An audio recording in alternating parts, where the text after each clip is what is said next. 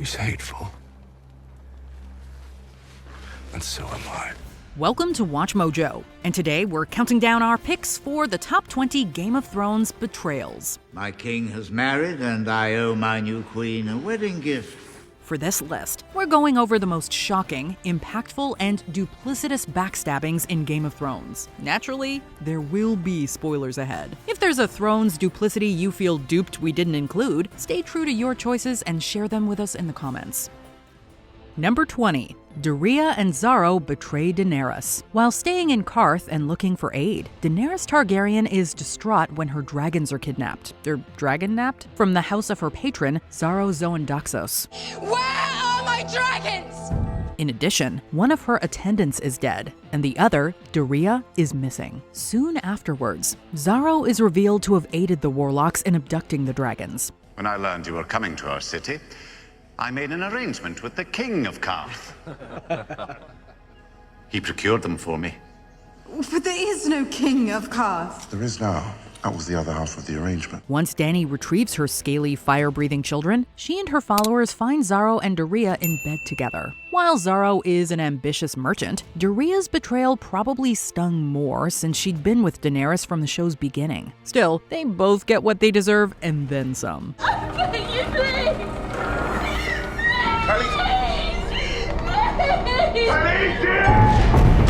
Number 19. A Bannerman betrayal. The Starks have some of the most loyal and enthusiastic bannermen in the Seven Kingdoms, but war and betrayal can make even the most faithful followers turn their coats. After Ramsay Bolton takes power in the north, more on that later, he's approached by Small John Umber, the new head of House Umber. The Umbers are a famously loyal house. Famously loyal to the Starks. And you? Lockhart Stark? Your people share blood with the Starks, don't they? But here we are. Times change. Concerned by wildlings coming across the wall into his land, Umber looks to pledge to the Boltons, despite their notorious loyalty to House Stark. Your father honored tradition. Knelt for Robb Stark. Called him King of the North. Was Robb Stark right to trust your father? To prove his sincerity, he gives the new Warden of the North a gift, Rickon Stark, the youngest Stark sibling. Not only is it disheartening to see a formerly stalwart ally turn on the Starks, it's also disappointing that Rickon's reappearance after years away is as a captive. Welcome home, Lord Stark. Number 18. Varys sends out letters for the realm. Despite how sneaky and underhanded he can seem, Varys actually has altruistic intentions. Everything the Master of Whisperers does is for the realm. So when Daenerys starts showing more of her father's worst traits, Varys gets worried. Have you considered the best ruler might be someone who doesn't want to rule?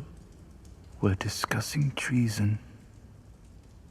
Don't pretend you haven't thought about it. Of course I've thought about it. Thoughts aren't treason. Learning about Jon Snow's true parentage from Tyrion only confirms his decision to betray her, given that Jon is a better option theoretically. I still don't know how her coin has landed, but I'm quite certain about yours. To that end, Varys decides to contact various lords of the realm, revealing Jon's identity. Unfortunately, the list of people who know the secret is so small that the truth comes out quickly, and Varys ends up roasted for it. Dracarys.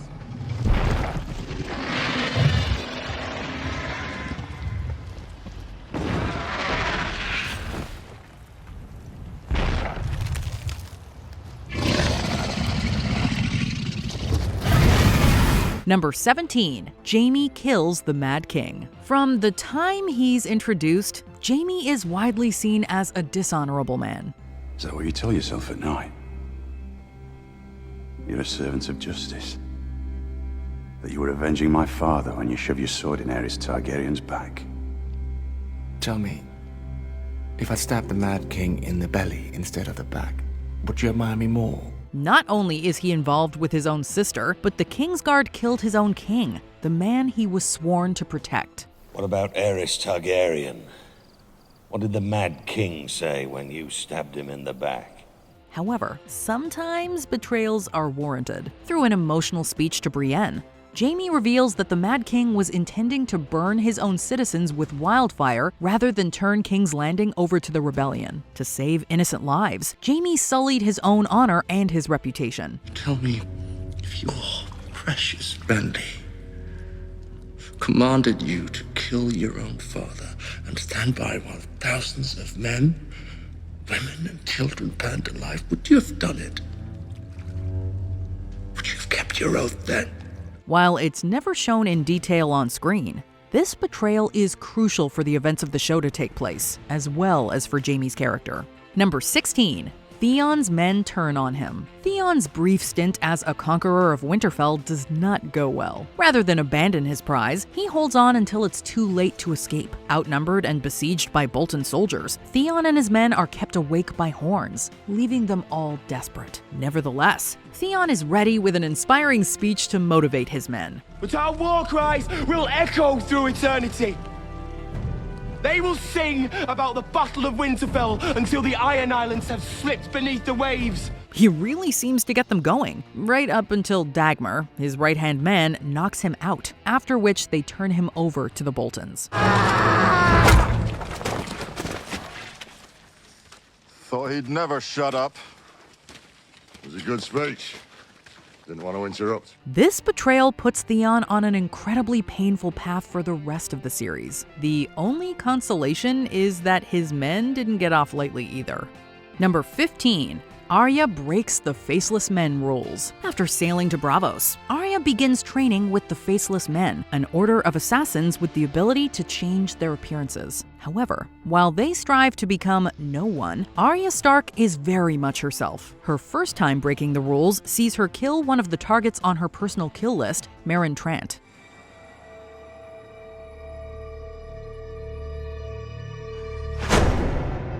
For this offense, her eyesight is taken away. I can't see!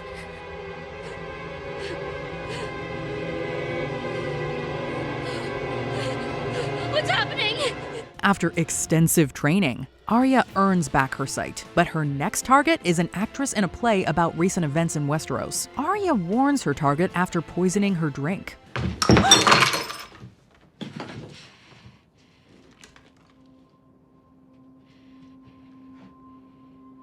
Careful of that one.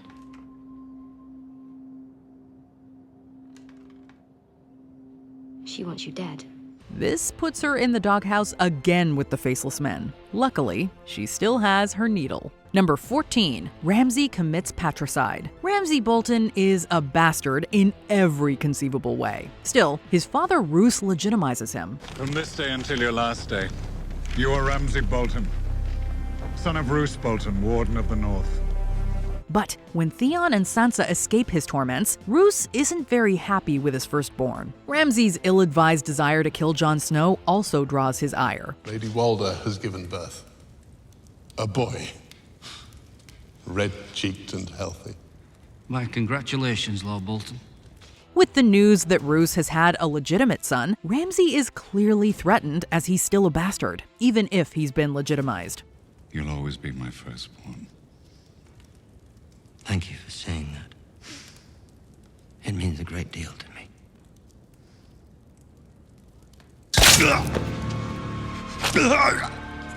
After hugging his father, Ramsay stabs him in front of several witnesses, securing his place as the new Lord Bolton. Number 13. Tommen joins the High Sparrow. The High Sparrow stirs up plenty of plots in King's Landing. While the preacher turned influential member of the Faith's betrayal of Cersei, the woman who helped his rise, was also tempting to discuss. Let me go immediately. You will order her to let me go. I am the queen! We elected for another moment involving the nameless religious figure, to save Queen Marjorie from a walk of shame. Jaime and House Tyrell go so far as to lead armed soldiers to reclaim the monarch. However, they're greeted with an unexpected sight. King Tommen, Marjorie's husband, has made his own deal with the High Sparrow. A holy alliance between the crown and the faith. He has saved his wife, but at the cost of the Sparrow having even more influence than before. Tommen may be a king, but in the Game of Thrones, he's just a pawn. Together, we will restore the Seven Kingdoms to glory. Number 12. Littlefinger sells Sansa to the Boltons. Peter Baelish, better known as Littlefinger, is a backstabber among backstabbers in Westeros. His first betrayal we'll be discussing is that of Sansa, his niece by law. Littlefinger tricks her into going north, where the Boltons have control of Winterfell. Winterfell is your home. Not anymore. Always. You're a Stark. Dyeing your hair doesn't change that. You're Sansa Stark, eldest surviving child of Ned and Catelyn Stark. Your place is in the north. Through his silver-tongued lies and persuasion, he manages to stop her from running the other way. This is a mistake on her part, as her arranged marriage to Ramsay Bolton is one of constant torment. Ramsay Bolton. It's an honor to meet you, my lady. After finally escaping it, Sansa takes her former patron to task for his actions. If he knew Ramsay was a monster, then he made an enemy of Sansa. And if he didn't, he's stupid. And Littlefinger is no fool. What do you think he did?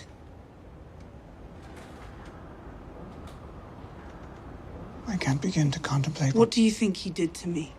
Number 11. Jon leaves Ygritte for the Night's Watch. Jon Snow is among the most honorable characters in Westeros, and duty and honor are as important to him as his father figure Ned Stark. After infiltrating the wildling army, he falls for Ygritte. Do it. Told you. He's still one of them. One boy! However, when he finds himself unable to kill an innocent, he is exposed as still having loyalty to the Night's Watch. He'll always be a crow, and here's his crow wife guarding him.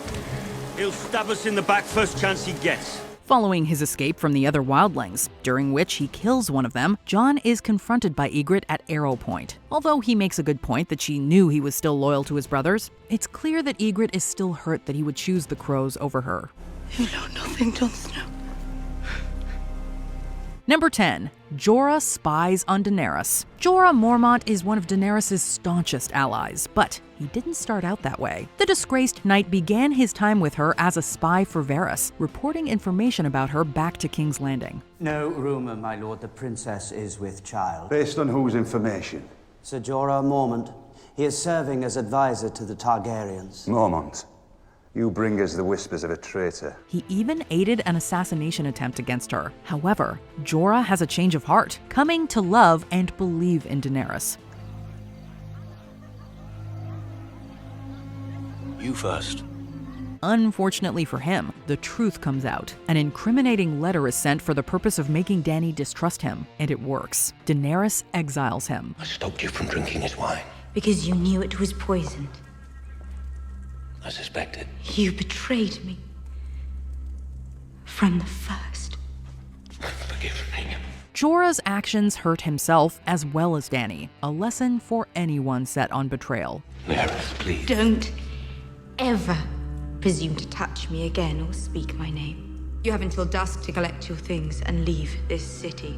Number 9. Theon betrays the Starks. While he was raised by the Starks, Theon Greyjoy always felt torn, since he was a ward and a hostage. My father has ships and men who know how to sail. Men who fought my father. Men who fought King Robert to free themselves from the yoke of the South.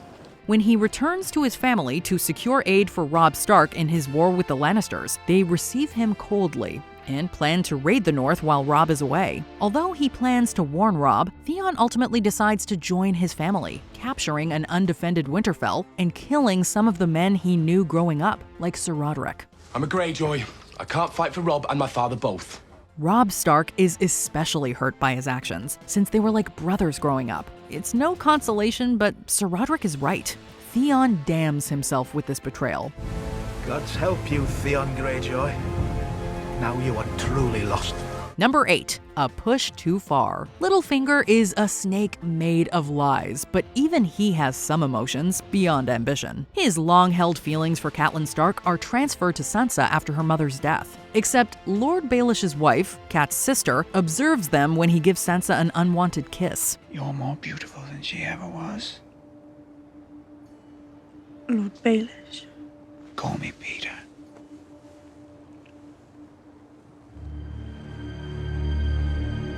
Later, Lysa, who's a little unstable on the best of days, becomes increasingly erratic and murderous during a confrontation with her niece, almost ready to throw Sansa out the moon door of her mountain castle. That's what happens to people who stand between Peter and me! Look down! Look down! Look down! Look down! Lysa! Littlefinger steps in and talks her down, before pushing Lysa out himself. And just to twist the knife, he tells her he always loved her sister instead of her. Oof. Your sister.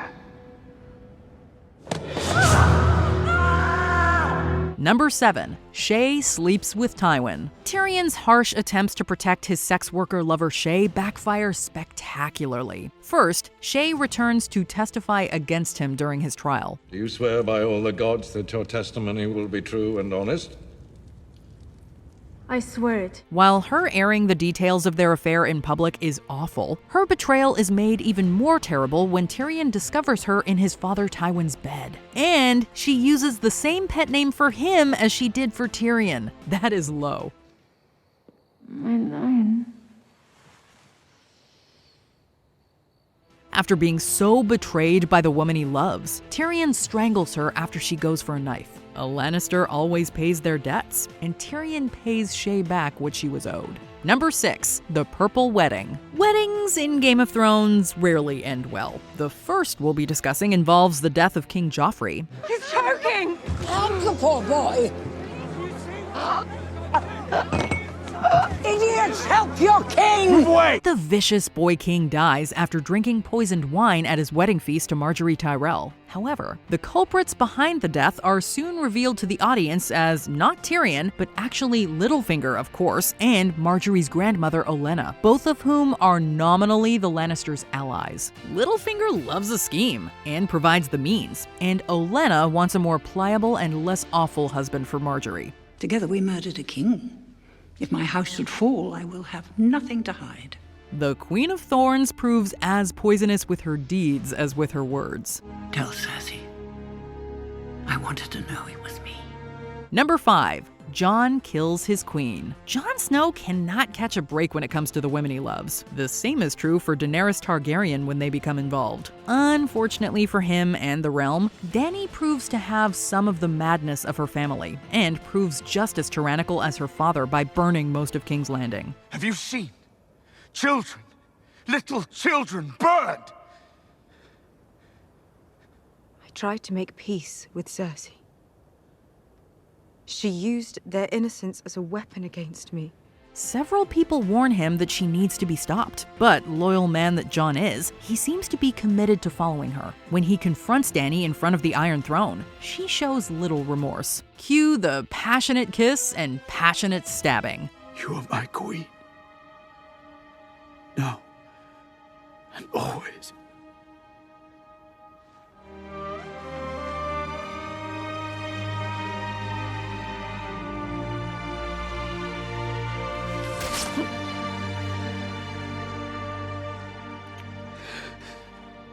It's a moment that proved controversial among fans, which likely made the betrayal sting that much more. Number 4. Stannis burns Shireen. Killing your own family is seen as the greatest crime in Westeros. And for our money, this is one of the most heinous deaths in the whole series.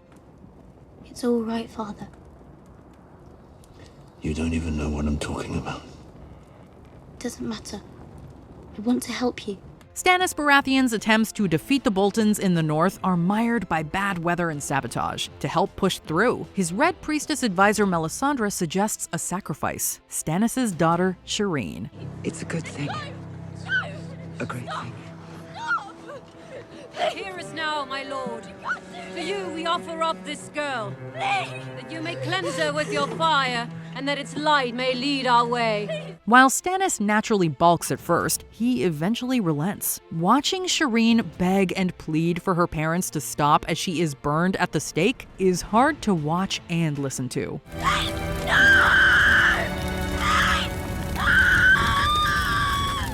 Shireen brought out the best in Stannis, and killing her not only ended his honor, but also his chance of victory. Number 3. Littlefinger sets Ned up. There's plenty of blame to go around when it comes to who's responsible for Ned Stark's death. Joffrey going back on his word and executing him? Certainly. But Eddard would have never been in that position if not for Peter Baelish. Lord Eddard Stark is herein named Protector of the Realm. To wrest power from the illegitimate Joffrey, Ned conspires with Littlefinger to buy off the city guard. Take the Queen and her children into custody. Escort them back to their royal apartments and keep them there, under guard. Men of the Watch! However, when the time comes, the Gold Cloaks turn on Ned's men, and Baelish himself holds a knife to Ned's throat. While Ned may be entirely too trusting for his own good, this is arguably Littlefinger's worst and most impactful deception. I did warn you not to trust me. It leads to Ned's death, which launches a war that engulfs Westeros for years. Number 2. For the Watch. The Night's Watch has unfortunately seen multiple mutinies. I shall have your head! While Lord Commander Mormont being killed by his own men is tragic too, this moment far surpasses in terms of shock and horror. Jon Snow proves an effective leader of the Night's Watch, but his decision to bring wildlings across the wall is controversial to say the least. Still, it's the furthest thing from his and our minds when Ollie tells him that his uncle Benjen has returned after his long absence. Jon rushes to meet him, only to find himself led to a sign with the word traitor on it. For the Watch. Several Night's Watch members proceed to stab him one after the other, including young Ollie.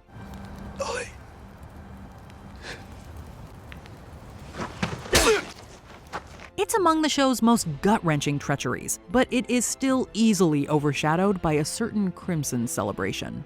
Before we continue, be sure to subscribe to our channel and ring the bell to get notified about our latest videos. You have the option to be notified for occasional videos or all of them. If you're on your phone, make sure you go into your settings and switch on notifications.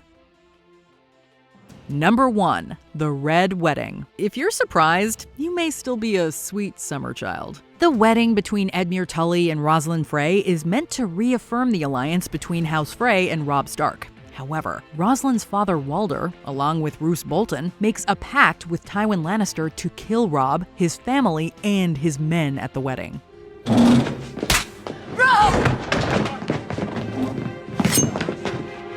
The massacre is so shocking and so grisly that it sends shockwaves through not only Westeros, but pop culture as a whole. The Lannisters send their regards. Even revisiting the scene is tough. Robb's wife and unborn child are stabbed, as is he. Catelyn's throat is cut. They even kill his direwolf. While there are some Game of Thrones betrayals that are more personal, none of them can approach the impact of the Red Wedding. Did you enjoy this video?